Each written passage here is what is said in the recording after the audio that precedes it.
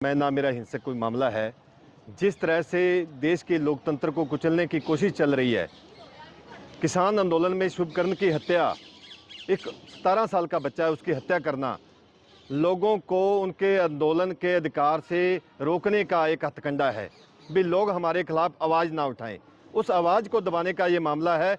और यदि देश के लोकतंत्र को कुचलने की कोई बात करेगा तो उसके साथ कैसे नजीठा जाना चाहिए, ये एक ही रास्ता है। मांग क्या थी आपकी? मेरी मांग ये थी भी मुख्यमंत्री और गृह मंत्री, जो गोली है वो पुलिस ने नहीं चलाई, वहाँ कोई पुलिस वाला गोली नहीं चलाता, कोई अफसर गोली चलती है ऊपर के आदेश से। वो आदेश कौन सा था जिसके आदेश से वो गोली चली है शुभकर्ण को लगने वाली?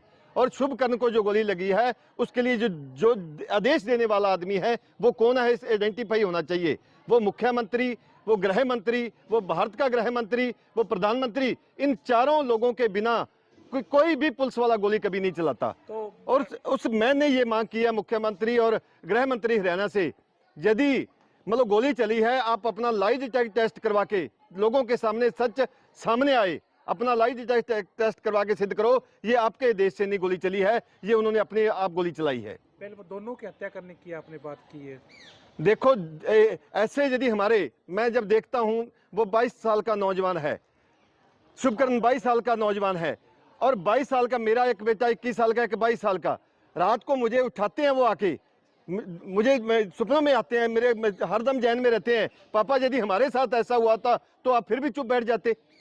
यदि उस बच्चे की जान गई है उसके न्याय के लिए, देखो इस तरह यदि हमारे को दबाया जाएगा, यदि लोगों के आंदोलन को दबाया जाएगा, ये सीधा सीधा लोकतंत्र पे हमला है, लोकतंत्र की हत्या है। जो इस भारत के लोकतंत्र को दबाने की कोशिश करेगा उसके साथ हमें इसी तरह लड़ना होगा। मैं गांधी का भक्त हूं, मैं गुरु तेग बहादुर, गुरु अर्जन देव का भक्त हूं, लेकिन यदि कोई हमारे लोकतंत्र को, जिसको पैदा करने में हमारे लाखों करोड़ों लोगों ने कुर्बानियां दी, यदि इसको कोई खत्म करने की कोशिश करेगा तो मैं भगत सिंह भी मेरे से दूर नहीं है, चंद्रशेखर आजाद, उधम सिंह भी मेरे से दूर नहीं है, गुरु गोबिंद सिंह मेरे से दूर नहीं है। यदि मेरे भारत को, जो ये हमने बड़ी मुश्किल से हमने इसको देश का रूप दिया है, इसको खत्म करने की कोशिश करेगा तो हमें उस तक पहुंचना, या तो वो अपना लाई डिटेक्ट करवा दे, नहीं तो 1 महीने का टाइम दिया मैंने उसको, 1 महीने बाद मैं उसकी हत्या करने को मजबूर रहूंगा। पुलिस ने गिरफ्तार कर लिया है, किसी ने शिकायत करी है, किस तरह क्या? मुझे नहीं पता, इन्होंने मुझे रात मेरे 7:30 बजे मेरे घर पे गए हैं और मुझे वहां से गिरफ्तार करके ले आए हैं और मैं इनके साथ आ गया। मैंने क्या विरोध करना था? क्या शिकायत आपके खिलाफ क्या लगाया इन्होंने? पता नहीं, इन्होंने अभी तक तो मेरे से तो खाली पे कागजों पे साइन करवा रहे हैं, क्या लगाएंगे क्या नहीं लगाएंगे मुझे नहीं पता।